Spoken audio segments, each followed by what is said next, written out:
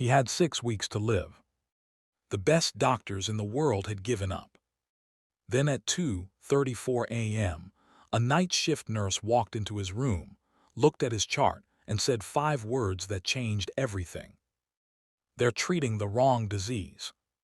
She wasn't supposed to be there. He wasn't supposed to survive. But she saved him anyway. And now he'll spend the rest of his life proving she didn't save the wrong man. Dr. Iris Lawson was 32 years old and so tired she could taste it. 72 hours into a double shift, covering for Dr. Martinez who'd called in sick again. She just needed to check on the patients in the private wing and she could go home, collapse, sleep for 3 days. Room 604 wasn't on her list. But the door was open, and something made her look inside. A man 30s asleep, barely breathing. Monitors beeping slow and steady, IV drip, pale skin, sunken eyes. Dying. She could see it from the doorway. Iris should have kept walking, not her patient, not her problem. Instead, she walked in. Picked up his chart. Patient Damon Ashford, 36. Diagnosis: autoimmune polyneuropathy stage 4. Prognosis: 6-8 weeks. Treatment: palliative care only. She flipped through the labs, 15 different specialists, every test imaginable. And something didn't add up. His symptoms were consistent with autoimmune disease, but his inflammatory markers were wrong.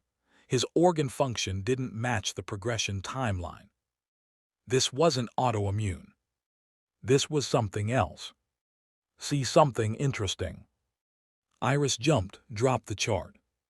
The man, Damon, was awake, watching her with eyes too sharp for someone supposedly dying.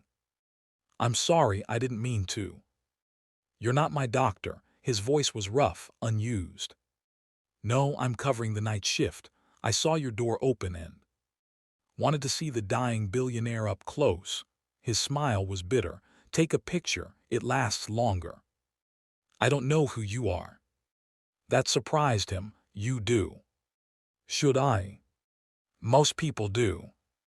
"I don't pay attention to most people." She picked up his chart. "Your diagnosis doesn't match your symptoms. Tell that to the 15 specialists who examined me. They're wrong." He laughed, dry, humorless. "And you know better.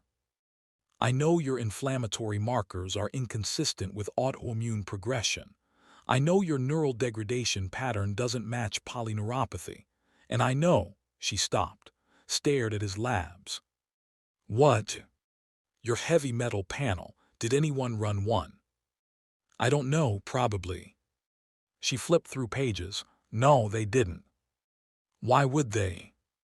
"Because your symptoms, the neuropathy, the organ damage, the cognitive decline, they're consistent with chronic heavy metal poisoning, specifically thallium."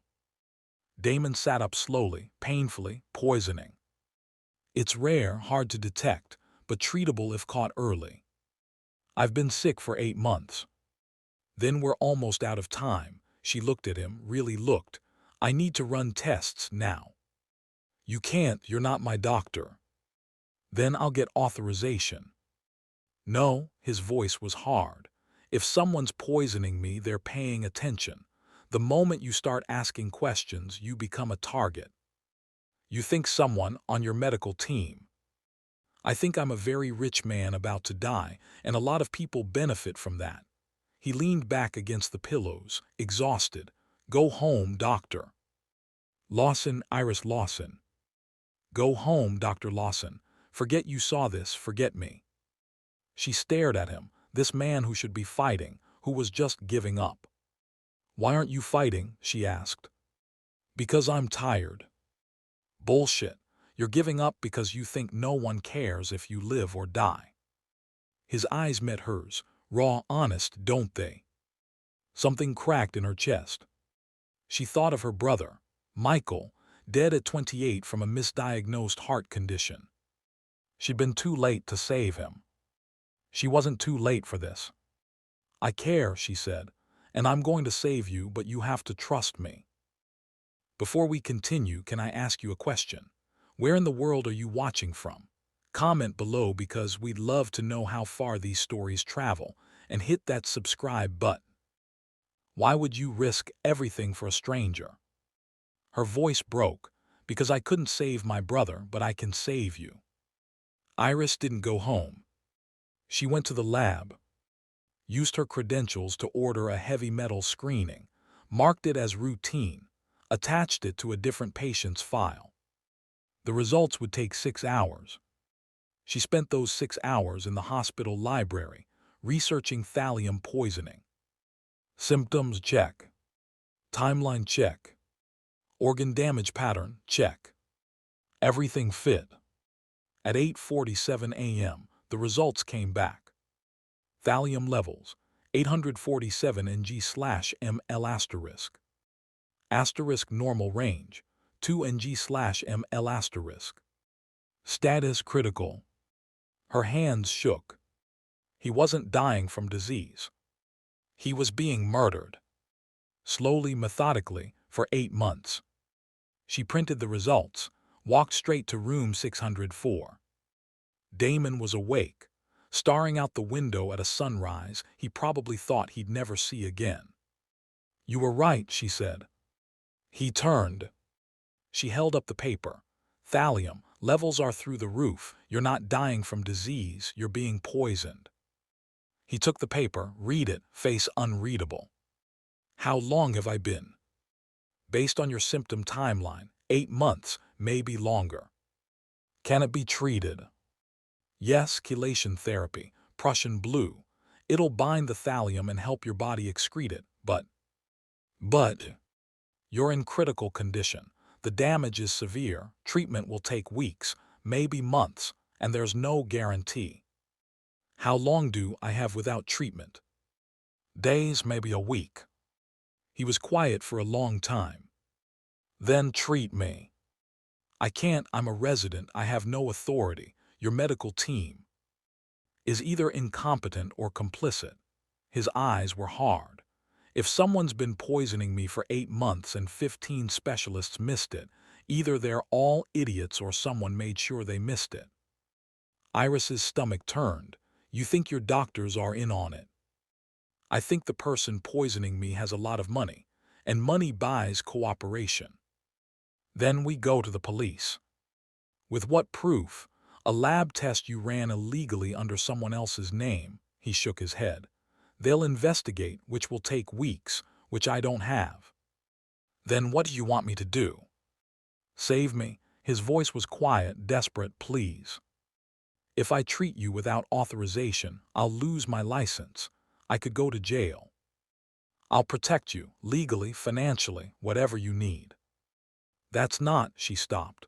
"You don't understand. If I do this and something goes wrong, if you die, then I die anyway. At least this way I go down fighting." He reached for her hand. "Please, Iris, you're the only person who's seen me, really seen me. Don't walk away now." She looked at their hands, at this dying man who was asking her to commit career suicide to save him, at the brother she couldn't save. "Okay," she whispered, "I'll do it." Iris started treatment that night. Prussian blue, IV chelation agents, aggressive hydration. She falsified records, used night shifts when the wing was empty, moved a cot into his room so she could monitor him 24/7. "You don't have to stay," Damon said on the second night. "Yes, I do. If you have a reaction, you could die in minutes. You'd lose more than your license for this." "I'll lose more if I do nothing and you die knowing I could have helped." She checked his IV. "Go to sleep." "Can't, too much adrenaline." "From what?" "Having a reason to live again." She looked at him, really looked. He wasn't handsome in the traditional sense, too sharp, too intense, but there was something magnetic about him. Even dying, even weak, he had presence. "What's your name?" he asked. "You know my name, I told you." "Your full name." "Iris Marie Lawson."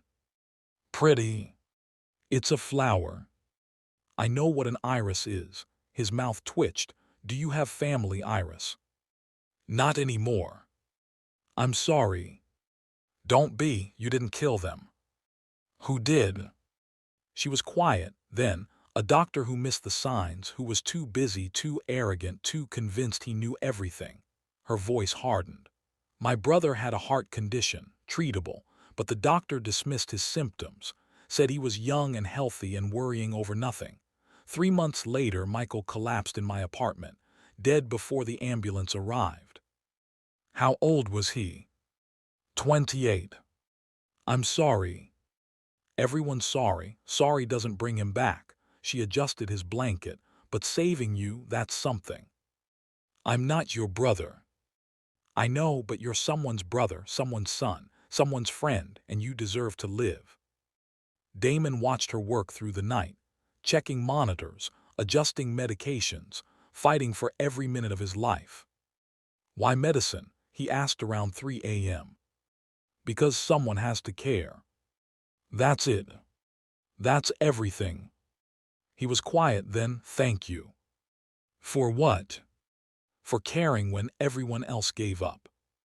The first week was hell. Damon's body fought the treatment, fever, seizures, pain so intense he screamed. Iris worked through it all, held him down during convulsions, cooled him during fevers, stayed when any sane person would have run. On day 6, he opened his eyes and they were clear for the first time. Iris, I'm here. Am I dying? Not today. He smiled, actual genuine smile. Good. How do you feel? Like I've been hit by a truck, but alive. That's the goal. He caught her hand. You're exhausted. I'm fine. You're not. When did you last sleep? I sleep here. On a cot for 6 days. His grip tightened. You can't keep this up. Watch me. Iris. You're not dying on my watch, Damon. I don't care what it costs me. Something shifted in his expression. You really mean that? Every word. He pulled her hand to his lips, kissed her knuckles. You're extraordinary. I'm a doctor doing my job. No, you're a woman saving a stranger at the cost of everything. That's not a job, that's heroism. Her throat tightened. Don't make me more than I am. I'm seeing you for exactly what you are. His eyes held hers. And you're perfect. She pulled away. Get some sleep, you need rest. So do you. I will after you're stable. I am stable. More stable. He smiled, stubborn. Determined. I like you, Iris Lawson. Good makes treatment easier. That's not what I mean. I know. She looked away. Sleep, Damon. He did. But his hand stayed wrapped around hers all night. On day 8, Iris was called to the hospital administrator's office. Dr. Patricia Holloway, 50s, sharp suit, sharper eyes. Dr. Lawson, sit. Iris sat. You've been spending significant time with Mr. Ashford. I'm monitoring his treatment. You're a resident. He has a full medical team. His team was missing things. I'm correcting that. Or you're overstepping. Some might say you're developing an inappropriate attachment. Iris's blood went cold. That's not what's happening. Isn't it? You've moved into his room. You're with him 24 hours a day. You're running unauthorized tests. Patricia leaned forward. His previous doctors were highly qualified, specialists with decades of experience. And now you, a second-year resident, are suggesting they all missed something critical. That's quite an accusation. I'm not accusing anyone. I'm treating a patient. Without authorization, without oversight, do you understand how this looks? It looks like I'm saving a man's life. It looks like you're playing hero at the expense of hospital protocol and your own career. Patricia's smile was thin. Mr. Ashford is an important patient. His family has made very generous donations to this hospital. The last thing we need is a resident with a savior complex jeopardizing our relationship with them. I'm not jeopardizing anything. You're done treating Mr. Ashford, effective immediately. His original team will resume care. You can't. I am. If you continue treating him, I'll have you suspended, possibly dismissed. Patricia stood. Am I clear? Iris's hands clenched. Crystal. Good, you're dismissed. Iris left the office shaking. She went straight to room 604. Damon was sitting up, color in his face, strength returning. What's wrong? He asked immediately. They're pulling me from your care. His face went dark. Who? The hospital administrator. She says I'm overstepping, that your original team should resume treatment. The team that was letting me die. She doesn't see it that way. Then I'll make her. He reached for his phone. Don't. Iris caught his hand. If you fight this, it'll draw attention. If someone really is paying your doctors to miss the poisoning, they'll know we figured it out. They'll come after you, after us. I don't care. Well, I do. You're finally getting better. I'm not letting someone kill you now. Then what do we do? She looked at him. This man who'd been dying a week ago, who was now fighting for both of them. We keep treating you quietly, without authorization. Iris, you'll lose everything. I already decided I'm saving you, no matter what it costs. She squeezed his hand. But we have to be smart. No more official records. No more hospital medications. I'll have to source everything privately. I'll pay for it, whatever you need. This isn't about money. It's about keeping you safe while saving my life. So yes, it's about money and power and using every resource I have to protect the woman who's protecting me. Her breath caught. Damon. Let me do this, please. She nodded. He made calls. Within 2 hours, medications were delivered to his room. Untraceable, expensive, everything she needed. That night, after his original team had made their rounds and left, Iris resumed treatment. They'll figure it out eventually, Damon said. I know. And when they do, we'll deal with it. Together. She looked at him. Together. It happened on day 13. Iris was adjusting his IV when Damon's monitor started screaming. His body seized, eyes rolled back. No, no, no, she grabbed emergency meds, pushed them through his IV. Nothing. He was crashing hard. She hit the call button, started CPR. Don't you dare, she gasped between compressions. Don't you fucking dare die on me now. His body convulsed. The crash team burst in. Chaos, voices, machines. Someone pulled her back. We've got him. No, I know his treatment protocol. You're not authorized.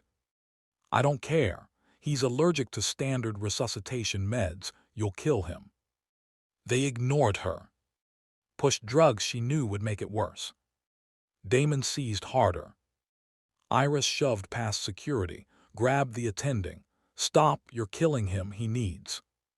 She rattled off medications, dosages, a protocol no one had tried. The attending stared. That's not standard. Nothing about his case is standard. Trust me or watch him die. Something in her face made him listen. He ordered her protocol. Within minutes, Damon stabilized. The attending looked at her. How did you know that would work? Because I've been treating him for 2 weeks. I know his body better than anyone. She turned to Damon, unconscious but breathing, and I'm not losing him now. Iris didn't leave his side for 48 hours. Sat in that chair, held his hand, monitored every breath. When he finally woke, his eyes found hers immediately. You saved me, he whispered. Again. How many times now? I've lost count. He pulled her hand to his chest, over his heart. I'm here because you wouldn't let me go. I can't lose you, her voice broke. I can't lose another person She stopped.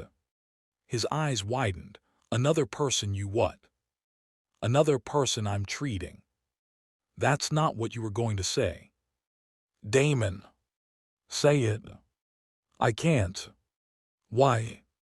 Because you're my patient. Because this is unethical. Because you're vulnerable and I'm responsible for you and I'm in love with you. The world stopped. What? I'm in love with you, Iris. His voice was steady. Sure. I have been since the moment you walked into this room and told me I wasn't dying, since you risked everything to save a stranger, since you stayed when everyone else left. You're not in love with me, you're grateful. I'm both, and I know the difference. He cupped her face. You're brilliant and stubborn and completely insane for doing this, and I love every part of you. You barely know me. I know you work yourself to exhaustion because you can't stand the idea of someone dying alone. I know you haven't been home in 2 weeks because you don't trust anyone else to keep me alive. I know you cry in the bathroom when you think I'm asleep because you're terrified of failing. I know you, Iris, and I love what I know. Tears spilled. This is too much, too fast, you're not thinking clearly. I'm thinking clearly for the first time in months. He pulled her closer. And all I can think is that I was dying and you saved me. And now I want to spend whatever time I have left proving I'm worth saving. You are worth saving. Then let me be worth loving too. She kissed him. Couldn't help it, couldn't stop it. Kissed him like he was oxygen, like he was the answer to every question she'd ever asked. He kissed her back, gentle, reverent, real. When they broke apart, his forehead pressed to hers. Stay, he whispered. I'm not going anywhere. I mean after I'm better, after this is over, stay. Damon, I'm not asking you to decide now. Just think about it, please. She nodded. Because the truth was, she'd already decided. She was staying. She was his. And he was hers. Week 3. Damon was stronger, walking, eating, almost himself again. But the question remained, who was poisoning him? They went through his life systematically. Who had access? Who benefited from his death? My CFO, Damon said finally. Ethan, I fired him 6 months ago for embezzling. How much? 400 million. Iris's jaw dropped. Million. He was my best friend, I trusted him. He stole from me for years. Damon's hands clenched. The poisoning started 2 months after I fired him. You think he's killing you for revenge? Or to cover his tracks? If I die, the investigation dies with me. Where is he now? I don't know. He disappeared after the firing, could be anywhere. Then we need to find him. How? Financial records, security footage, something. She grabbed her laptop. I'm not a detective, but I'm stubborn as hell. He smiled. I know. They spent 3 days digging. Found bank transfers to offshore accounts, shell corporations, a paper trail leading straight to. Oh my God, Iris whispered. What? She turned her laptop, showed him a transfer. From Ethan's account to someone at the hospital. Dr. Patricia Holloway. The administrator. She's being paid, Iris said. He's paying her to keep you sick, to make sure your doctors miss the poisoning. To kill me slowly while everyone thinks I'm dying naturally. Damon's face went dark. She's part of it. We need to go to the police. With what? Bank transfers aren't proof of murder. We need more. Then we get more. They set a trap. Iris went to Patricia's office the next morning. I need to speak with you about Mr. Ashford. Patricia looked up, annoyed. I told you. I know what you told me. I also know you're being paid to let him die. Patricia went very still. Excuse me. Ethan Reeves. $400,000 transferred to your account over the last 6 months. In exchange for what? Making sure Damon's doctors missed the poisoning, keeping me away from his case. You have no idea what you're talking about. I have bank records, timestamps, everything. And if you don't tell me the truth right now, I'm going to the police." Patricia's face hardened. "You stupid girl, you think you're a hero. You're a liability. Ethan wanted to handle you quietly, but I said no. I said you'd get bored and move on, but you didn't. You just kept digging." "Where is Ethan?" "Close enough," Patricia smiled. "He's been very patient, waiting for Damon to die, but you've delayed that considerably. So now we have to be more direct." Fear spiked. "What does that mean?" "It means you should have minded your own business, Dr. Lawson." The door behind Iris opened. A man stepped in, 30s, handsome, cold eyes. "Ethan." "Hello, Iris," he said. "I've heard so much about you." Iris's heart hammered. Ethan closed the door behind him, locked it. "You've been quite the problem," he said conversationally. "Saving Damon, ruining months of careful work. You're insane." "I'm practical. Damon took everything from me. My job, my reputation, my future, so I'm taking his life. Fair trade." "It's murder." "It's justice." He stepped closer. Iris backed up. "He gets to live in his penthouse running his empire while I hide in Paraguay. No, he destroyed me, so I'll destroy him. Except he's not dying anymore." Ethan's smile vanished. "Because of you. Because I figured out what you were doing. And now you're here, confronting Patricia, threatening to go to the police." He pulled out a syringe, clear liquid. "That's a problem." Iris's blood went cold. "What is that?" "Thallium concentrated, enough to kill you in minutes." He looked at Patricia. "Hold her." Patricia moved behind Iris, grabbed her arms. Iris struggled. "You won't get away with this." "We already have. Damon's dying. You're about to have a tragic accident, and the world keeps turning." Ethan approached with the syringe. "Any last words?" "Yes," Iris smiled. "You confessed." Ethan froze. "What?" She looked at her jacket, at the small device pinned to her lapel. "I'm wearing a wire. Every word you just said, recorded."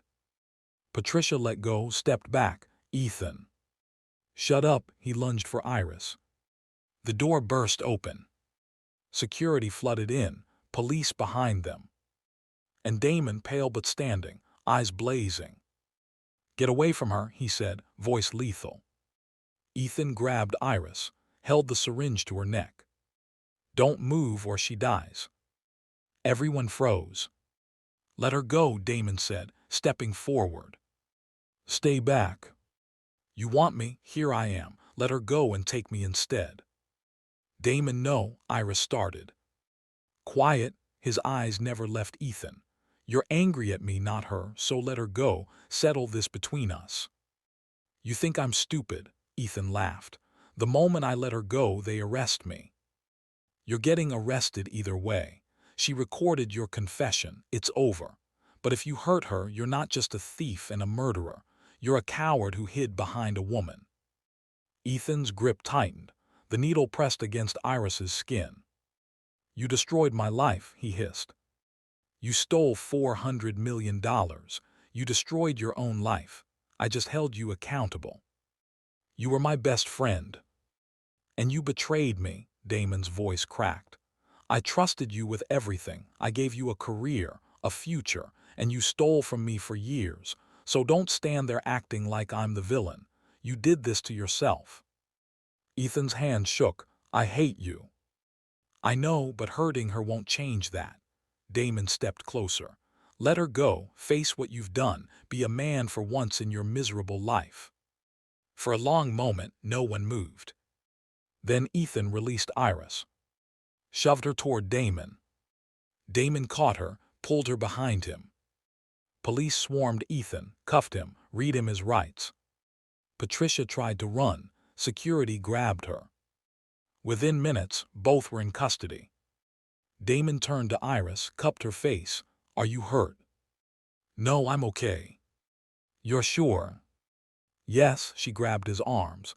"You shouldn't be here. You're still recovering." "I'm exactly where I need to be." He kissed her forehead. "You were so brave." "I was terrified." You confronted them anyway, that's bravery. He pulled her close.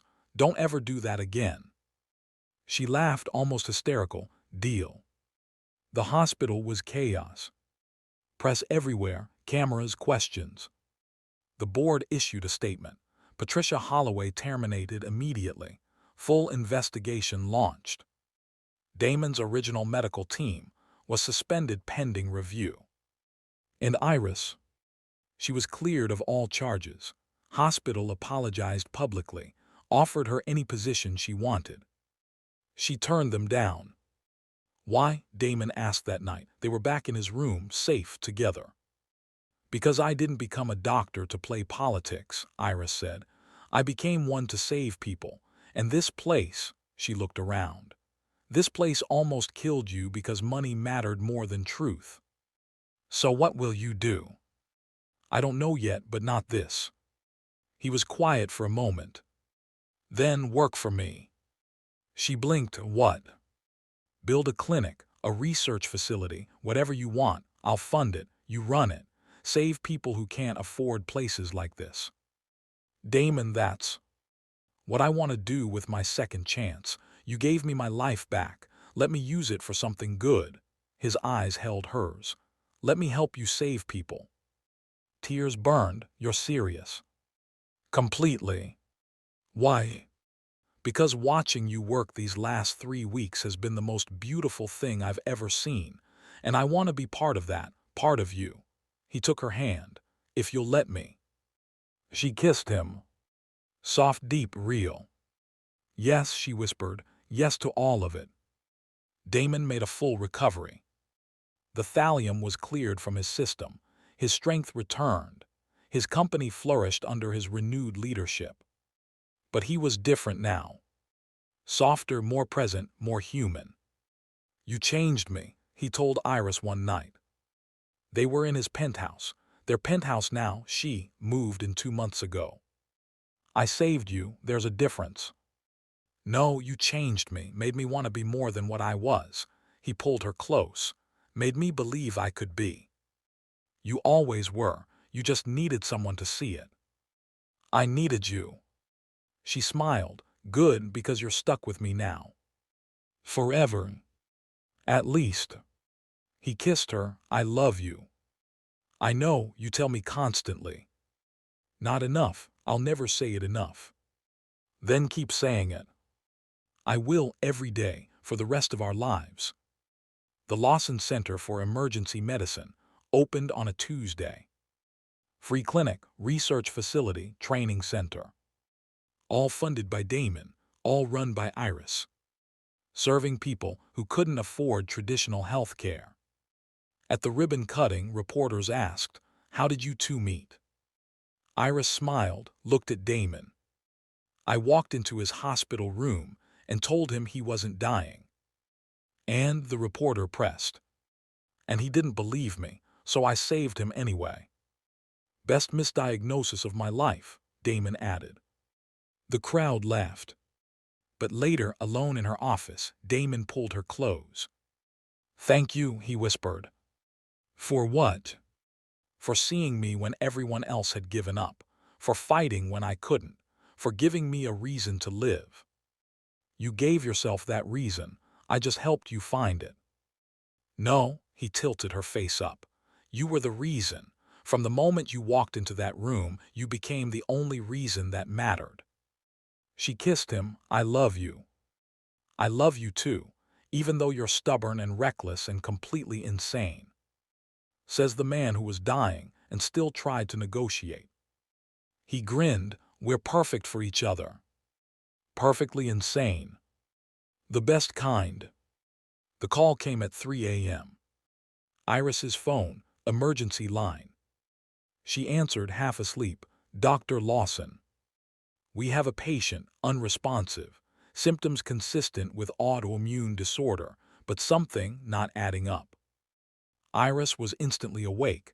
I'll be there in 10 minutes. She hung up, started getting dressed. Damon stirred. Emergency. Patient with autoimmune symptoms that don't match. He sat up, like me.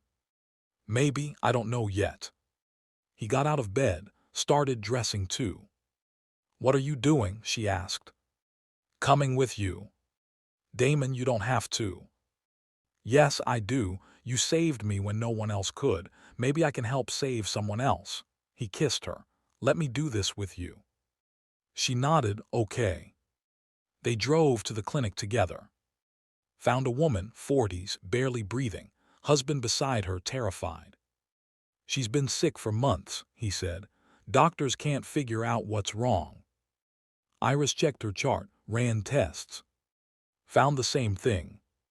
Heavy metal poisoning, different metal, same principle. "We can treat this," Iris said. "She's going to be okay." The husband broke down.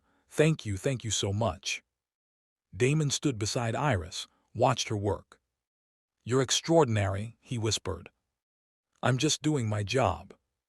"No, you're saving lives every single day. That's not a job, that's a calling." She looked at him, this man who'd been dying a year ago, who was now standing beside her, helping her save others. "We're saving lives," she corrected, "together." He smiled, together. It happened on their anniversary. 1 year since the night Iris walked into Damon's room and changed both their lives. He took her back to the hospital, to room 604. "Why are we here?" she asked. "Because this is where it started, where you saved me, where I fell in love with you." He took her hand.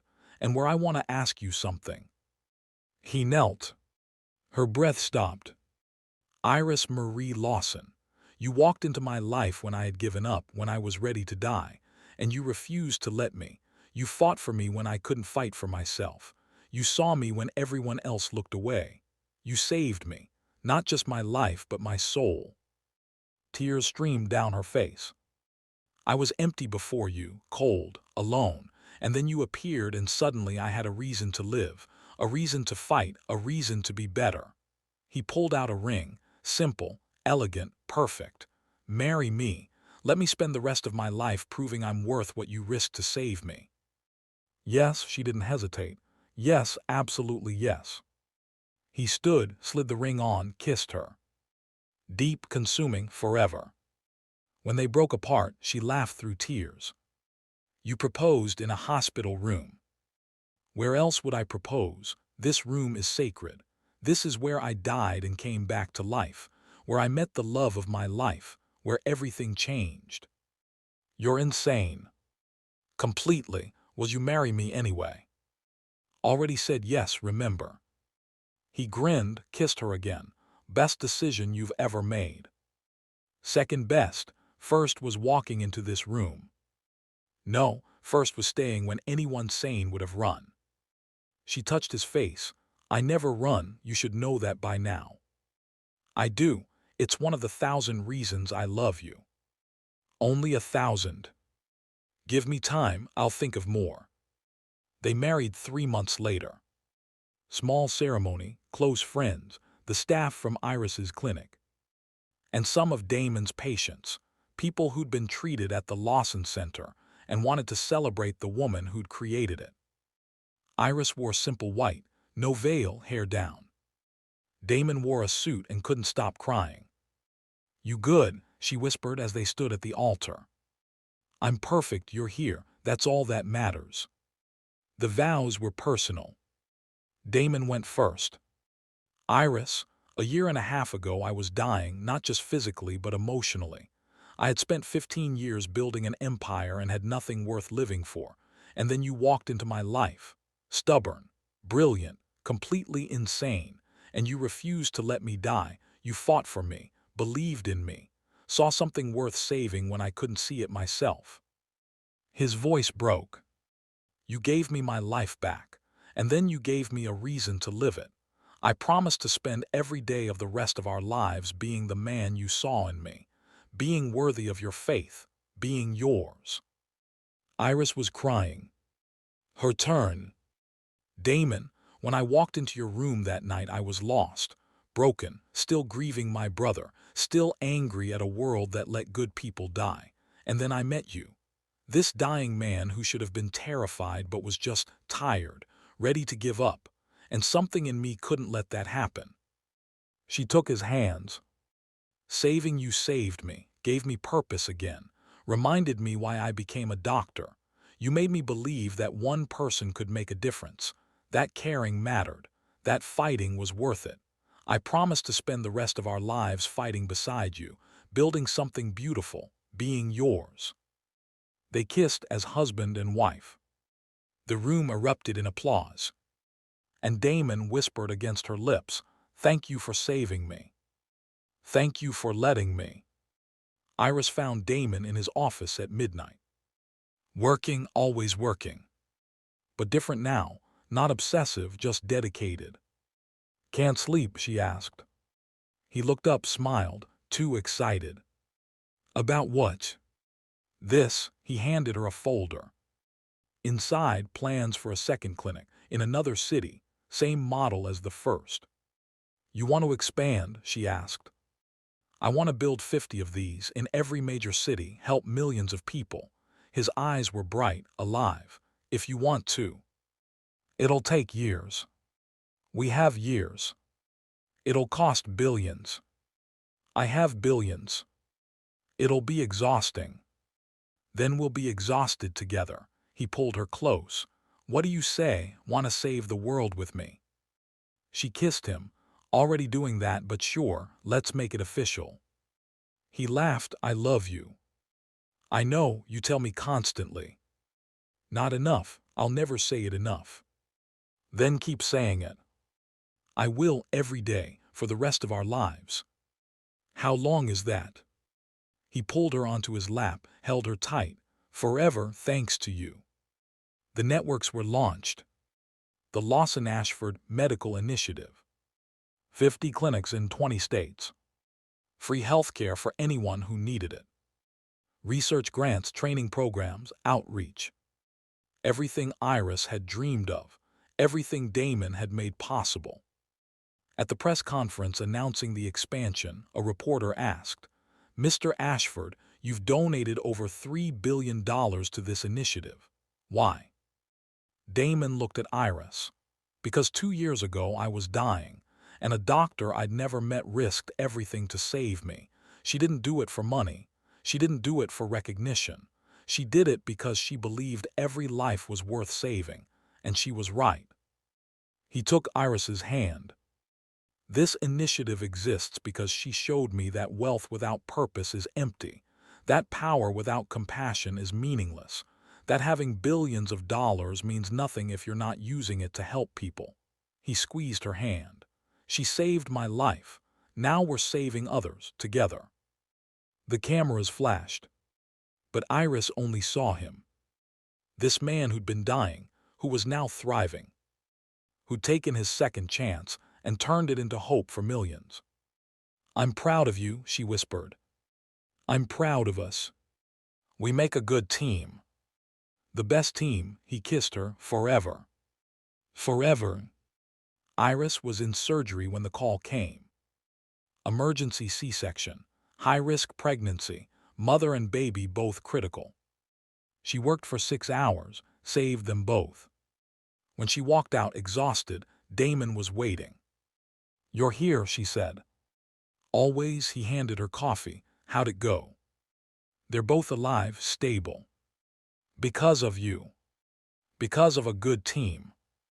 And an extraordinary surgeon." He pulled her close. "I'm in awe of you every single day." She leaned against him. "I'm tired." "I know, let's go home."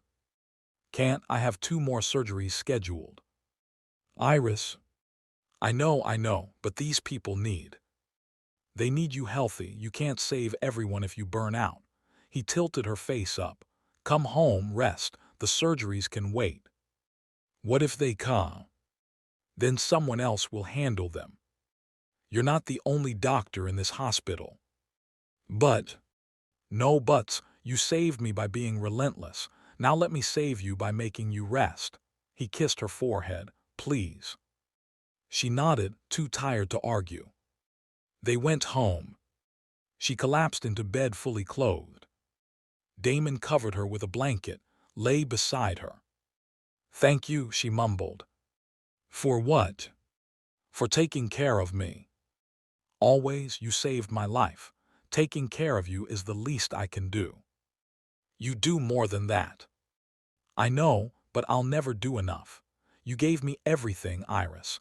The least I can do is make sure you don't destroy yourself saving others. She smiled, already half asleep. I love you. I love you too, now sleep. She did. And Damon watched over her the way she'd once watched over him. Protecting her, keeping her safe. Loving her with everything he had. The ceremony was held at the original Lawson Center. The Iris Lawson Award for Medical Excellence. Given annually to doctors who went above and beyond to save lives. The first recipient was announced. Dr. James Chen, who treated a patient everyone else had given up on. Sound familiar? Iris stood at the podium, Damon beside her. 5 years ago, I walked into a hospital room and told a dying man he wasn't dying, she said. He didn't believe me, but I wouldn't let him give up, and because he survived, we built this. All of this. She gestured to the crowd, hundreds of doctors, thousands of patients saved. This award exists to honor doctors who do what seems impossible, who fight when others quit, who see value in every life, because that's what medicine should be. Not about money or status or ego, but about caring, about seeing people, about refusing to let them fall through the cracks. She looked at Damon. Someone once told me that I saved his life, but the truth is he saved mine, gave me purpose, partnership, love, and together we've built something that's saving thousands more. Damon stood, took the microphone. My wife is too humble to say this, so I will. 5 years ago, I was 6 weeks from death. The best doctors in the world had given up on me, and then Iris walked in, a resident, overworked, underpaid, and she took one look at my chart and knew something was wrong. His voice caught. She risked everything, her career, her freedom, her safety, to save a stranger. She didn't do it for recognition. She did it because she believed I was worth saving, and that belief changed my life. He looked at her, eyes wet. Every person in this room, every patient saved, every doctor trained, every life changed, exists because one stubborn, brilliant, beautiful woman refused to let me die. This isn't my legacy. It's hers. And I'm just grateful I get to stand beside her and watch her change the world. The room exploded in applause. Iris pulled him close, kissed him. Thank you, she whispered. For what? For being worth saving. Thank you for saving me. They stood together, surrounded by the lives they'd changed, the futures they'd saved, the hope they'd built from the ashes of death. And Damon thought, 5 years ago I was dying. Today, I'm more alive than I've ever been. All because a stranger walked into my room at 2:34 a.m. and refused to let me go. Best accident of my life. They lay in bed, exhausted, happy. Do you ever think about that night? Damon asked. Which night? The first one, when you walked into my room. Every day. Me too, he pulled her closer. I was ready to die, completely at peace with it, and then you appeared and ruined everything. She laughed, ruined. In the best way. You made me want to live again, want to fight, want to be more than the empty shell I'd become. You were never empty, just tired. I was dying, Iris, not just physically, emotionally, spiritually. I had nothing left, and then you gave me everything. She turned to face him. We gave each other everything. Fair, he kissed her. I love you. I know, you tell me constantly. I'll tell you every day for the rest of my life. Promise. Promise. She smiled, closed her eyes. Good, because I'm not done saving you yet. What do you mean? I mean you work too hard, stress too much, need to take better care of yourself. Says the woman who just worked a 16-hour shift. Do as I say, not as I do. He laughed. I love you, Dr. Lawson Ashford. I love you too, Mr. Lawson Ashford. They fell asleep, wrapped around each other. Two people who'd found each other in the darkest moment of their lives and built something beautiful from the ashes. He was dying. She saved him. And together they saved the world. Thank you so much for watching till the end. I truly appreciate you for spending your time here. It means a lot more than you know. Let me know in the comments where you're watching from. I really want to hear from you. If you enjoyed this story, please like the video, subscribe to the channel, and drop a comment. Your support helps the channel grow and brings more stories like this your way. Thank you for being here. More amazing stories are coming, don't miss them.